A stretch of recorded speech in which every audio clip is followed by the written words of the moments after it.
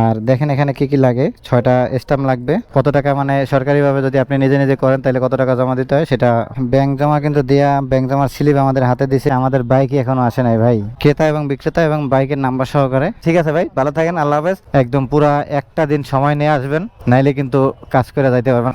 আপনারা আমার একটা ভিডিওতে দেখছেন আমি আমার একটা ফ্রেন্ডের জন্য বাইক কিনছিলাম, ওই বাইকটারই আজকে নাম ট্রান্সফার করবো। আমরা চিন্তা করলাম যে সেটা আপনাদের সাথে শেয়ার করি। অনেকে হয়তো নাম ট্রান্সফার করাটা কিভাবে করেন বা কিভাবে করবেন বা কি কি কাগজপত্র লাগে তারাও একটু আইডিয়া পাইলো সবকিছুই। তবে আমরা কাজটা নিজেরা করতেছি না, নিজেরা করতে গেলে অনেক হ্যাসাল পোহাইতে হয়, তবে একটা লোকের মাধ্যমে করাচ্ছি।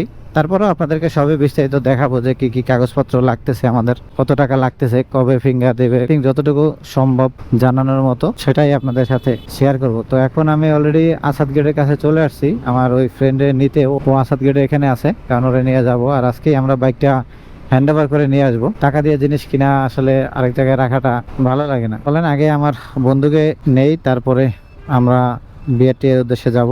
বন্ধুরে নেয়া আমরা কিন্তু অলরেডি মিরপুর বিআরটি তে চলে আসছি। আর আমরা যার মাধ্যমে কাজটা করাইতেছি উনি অনেক কাজই গুছাই রাখছে একবারে। শুধু যে বাইকের মালিক ওনার ভোটার আইডি কার্ড আর ছবিটা লাগবে। এখন দেখি আমরা কি কি কাগজপাতি লাগে আপনাদেরকে দেখাইতেছি। সেই যে আমরা ফাইনালি কিন্তু ফাইল রেডি করে ফেলছি, কিন্তু এখনো একটা জিনিস বাকি আছে আমাদের, সেটা হলো গিয়া ট্যাক্স টোকেনটা আনতে হবে, কারণ ট্যাক্স টোকেনটা মেয়াদ শেষ, ওইটারে রেনু করে তারপর নিয়ে আসতেছে। দেখেন এখানে কি কি লাগে, 6টা স্ট্যাম্প লাগবে।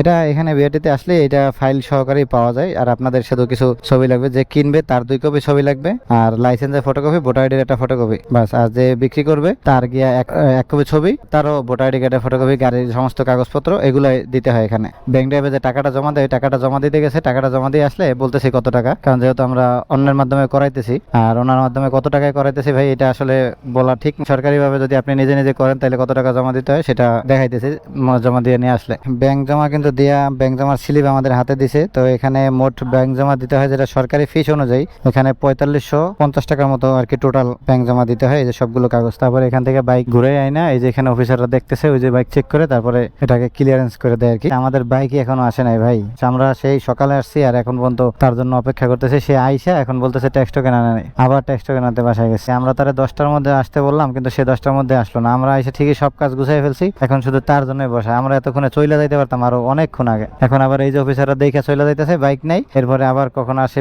অফিসাররা কে জানে। অবশেষে ভাই ফাইনালি আমাদের গাড়ির মালিক আসছে, আর গাড়িও আসছে আমাদের একদম 12টা বাজে। আমরা এখানে 9টায় আসছি, আইসি 1 ঘন্টার মধ্যে সব কাজ শেষ করে ফেলছিলাম। শুধু এখন গাড়ির জন্য আর মালিকের জন্য 2 ঘন্টা বসে থাকতে হয়েছে। এখন অফিসারও নাই, গাড়ি জমছে। অফিসার আসলে হয়তো গাড়ি দেখাইয়া তারপরে নিয়ে যাব। কাজ কিন্তু তখন শেষ হয় নাই। দেখেন এরকম কিন্তু একটা A4 সাইজের কাগজের মধ্যে ক্রেতা এবং বিক্রেতা এবং বাইকের নাম্বার সহকারে একটা ছবি লাগবে, নাইলে কিন্তু কাগজ সই করবে না।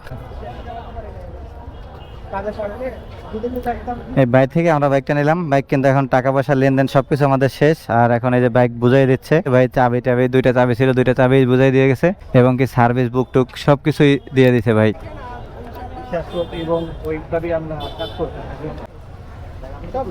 হ্যাঁ সব বুঝা পাইছে।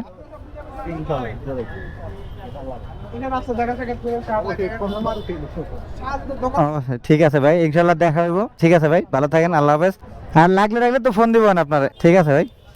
তো ভাই বাইক দিয়ে চলে যাইতেছে ভাইয়ের এতদিনের বাইক, আর আমারটা ওই সাইডে রাখা। এখন আমাদের আর একটু কাজ আছে, এজন্য অপেক্ষা করতে হবে। ঠিক আছে, আমরা আমাদের কাগজটা নিতে হবে এখন। অনলাইন যে কপিটা দিবে আর কি আমাদের, আমরা কাগজপাতি জমা দিই না এখনো, ফাইল কমপ্লিট, শুধু এখন আমাদের ফাইলটা জমা দিবে, আর জমা দিয়ে আমাদের দিবে। তো এটা বলছে আরো আধা ঘন্টার মতো সময় লাগবে এখন, কারণ সবাই লাঞ্চে চলে গেছে। লাঞ্চ টাঞ্চ করে আসার পরে তো ঠিক আছে, আমরা বাইক নিয়ে বের হওয়ার সময় আবার ফিরবো ইনশাল্লাহ। ফাইনালি আমাদের কাজ শেষ। এখন ঘড়িতে সময় একদম 3টা 15 ভাই, সেই সকাল 9টার সময় আসছে।